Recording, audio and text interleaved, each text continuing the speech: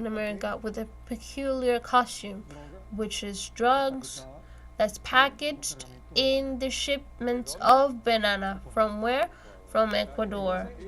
So I put this together with the other things that you were talking about Colombia, because if Colombia has an X amount of bases where they allow the United States to operate, and the cocaine exportation has increased, and Ecuador is also sending these amounts of cocaine to the Pacific. If Venezuela has 8 ships and a submarine, there should be also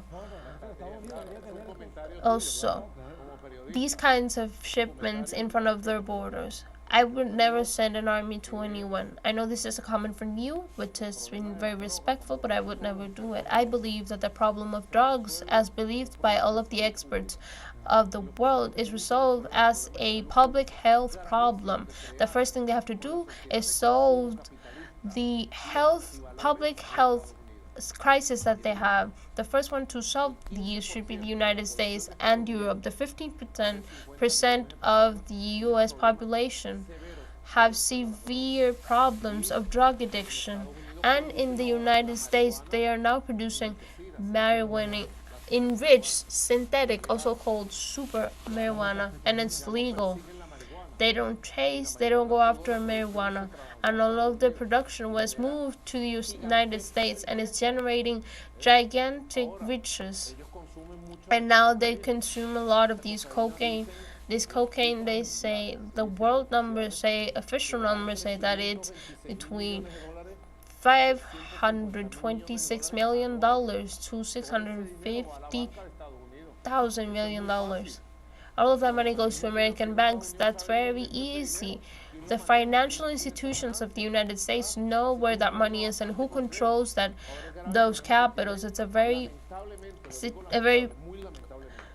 sad situation that they have. I'm very saddened by the situation when someone goes into drug addiction or alcohol addiction, which also has mental health situations, and destroy their lives. That is very sad. That is why I'm very saddened that synthetic drugs, chemical, like fentanyl, are the ones that are destroying.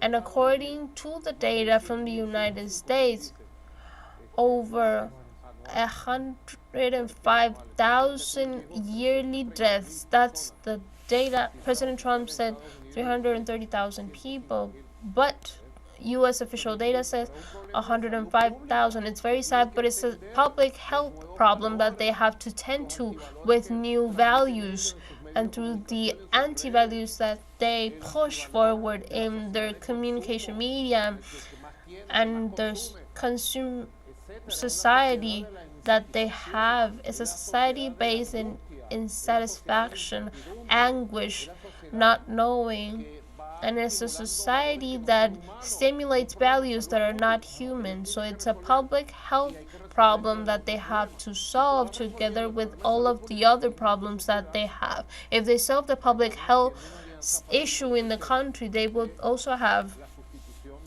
other cases. For example, the relationship to substitute the production in Peru and all of these drug trafficking problems that have taken hold of the political power in countries like Ecuador, where the power is in the hands of drug trafficking.